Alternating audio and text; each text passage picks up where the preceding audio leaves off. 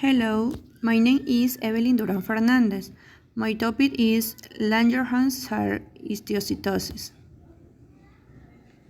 Definition: Langerhans histiocytosis is a nephras of myeloid origin characterized by clonal proliferation of cells CD1A and CD207. This proliferation and accumulation can occur in any organ, so the form of presentation is very varied, from localized forms to potentially lethal scarred pictures.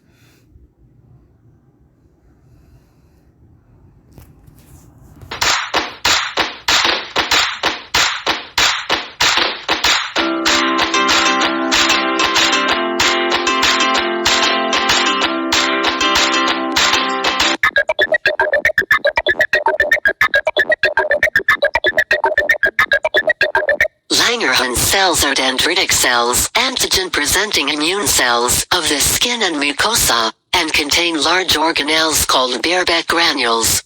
They are present in all layers of the epidermis except the stratum corneum, which protects against infections, and are most prominent in the stratum spinosum. They also occur in the papillary dermis, particularly around blood vessels, as well as in the mucosa of the mouth, foreskin, and vagina. They can be found in other tissues, such as lymph nodes, particularly in association with the condition Langerhans cell histiocytosis, LCH. In skin infections, the local Langerhans cells take up and process microbial antigens to become fully functional antigen-presenting cells. Generally, dendritic cells in tissue are active in the capture, uptake and processing of antigens.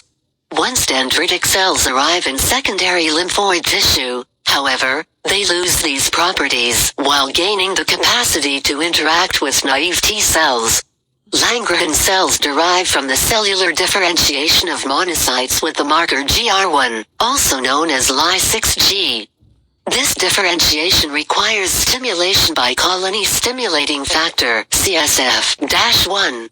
They are similar in morphology and function to macrophages. Langerhans is a protein found in Langerhans cells and other types of dendritic cells.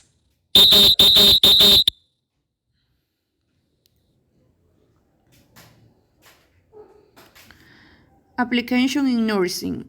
The nurse to patient range at youth is unmatched, an average of 1 for every 3 in hematology and oncology, and 1 for every patient in the intensive care units.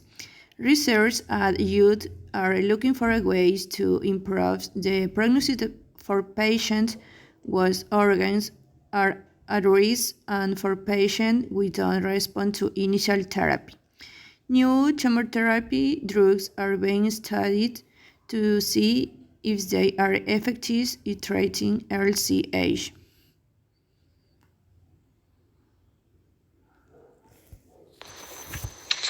Even though this lymph node looks very pretty from a purely aesthetic point of view, I am going to spare you the agony of remembering that this might be called Langerhans cell histiocytosis, aka Hand-Schuller-Christian disease. You can always look that up some other time.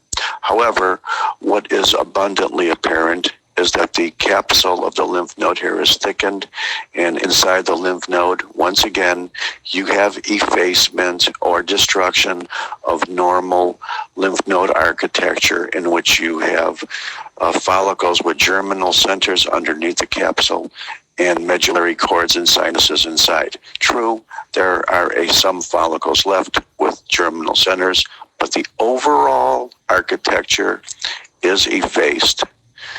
And still, you can see that the malignant infiltrates inside this lymph node. They are not glands. They are not squamous cells, but they are still basically lymphocyte-type cells. The darker ones here would be more lymphocytic. The lighter areas here would be more what we would call histiocytes or macrophages. They are all lymphoid types of cells, or the cells that you normally see in a lymph node. So, to make a long story short, you can see we have all the kinds of cells in the lymph nodes that normally populate a lymph node, but they are growing in such a way that the normal gross microscopic architecture is completely effaced or destroyed. By definition, again, you diagnose yourself another malignant lymphoma.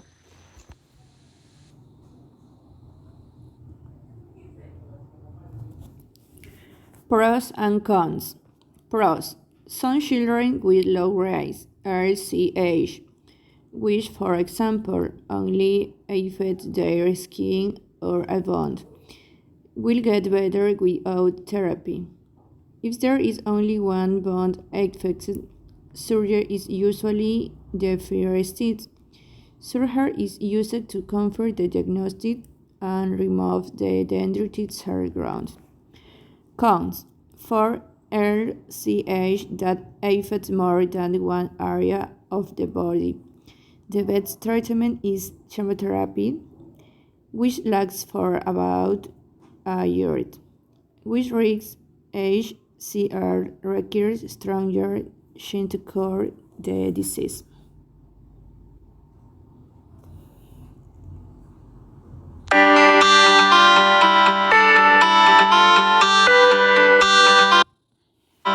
The way we approach treating LCH is similar to the way we treat other childhood cancers and related illnesses, which is to take the experience of cooperative international groups, the best published standard of care. So the Histiocyte Society over the last 30 years or so has collected the experiences from around the world and compared outcomes in children with different treatment strategies. And so we use protocols that are pretty standard to start therapy based on Histiocyte Society published data. Where things get tricky is when patients don't respond well to the best published data. And so what we try to do at Texas Children's is create local protocols, pilot studies with new drugs, new agents based on our observations of how patients have done over the last several years with different approaches. And we're working on creating prospective clinical trials here at Texas Children's Hospital that we then hope to export to other institutions. We have very good outcomes. I don't think a patient has died of LCH here in over a decade. It's because we found new treatments to give to these children when the frontline treatment doesn't work, and this has been a very big success. Patients who don't respond to first therapy are really difficult because there's not a lot of published data on drugs that work for second line. And a lot of patients do not respond to first therapy. About 30% or so of patients will require additional treatments. And so we're working on alternative strategies with prospective clinical trials using agents that have worked in the past based on our observations at Texas Children's.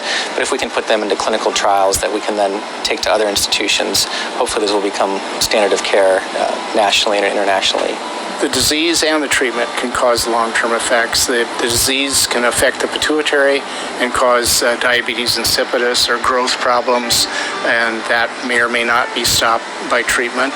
The disease could also affect the back part of the brain and cause difficulties with balance and thinking and speaking. If it affects the lungs, then a person might have some difficulty running and playing vigorously. Some patients have bone marrow failure because of the disease or the drugs, and likewise some of the drugs can cause problems with growth and development.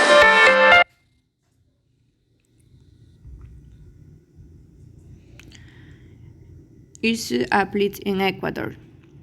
Not many cases had been presented in Ecuador of this rare disease to analyze genomic alteration in LCH.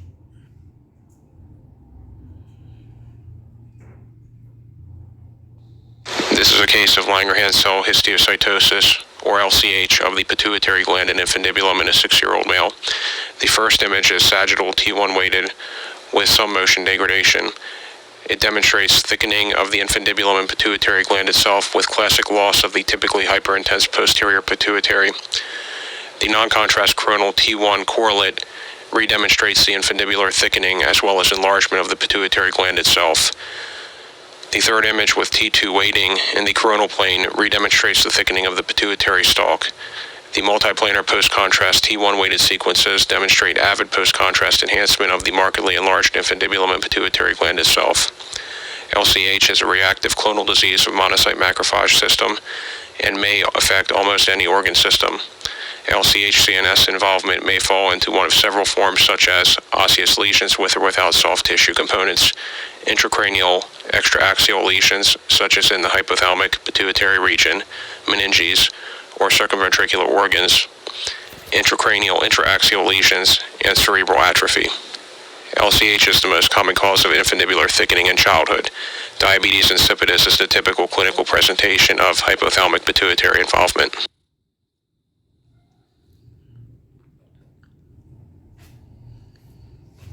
Conclusion. Langerhans or histiocytosis is a disease caused by sometime-driven mutation and critical stage of myeloid differentiation that result in transformation of cells. An important implication of the new understanding on LCH biology in their definition of LCH as an inflammatory myeloid neoplasia.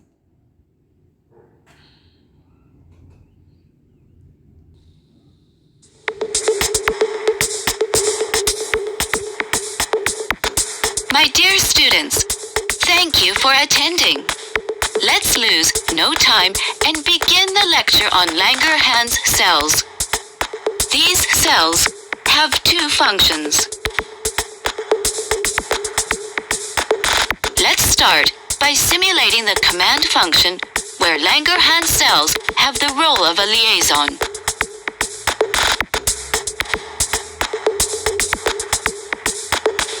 Are you ready? This is the cross-section of skin. Okay. Now, let's observe.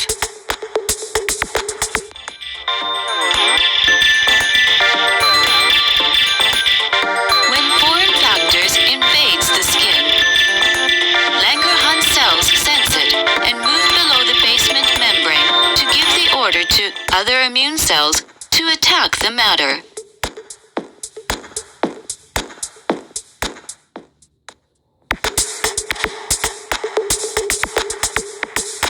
Let's move on to simulating the self-defense function, where Langerhans cells assume the role of reliever.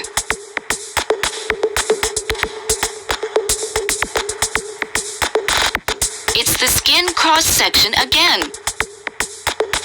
Let's observe. When stimulated by the external environment, stimulation response factor appears inside the skin and causes problems on the skin. On sensing it, the calming enzyme CD39, covering Langerhans cells, attacks the factor directly to achieve self-defense.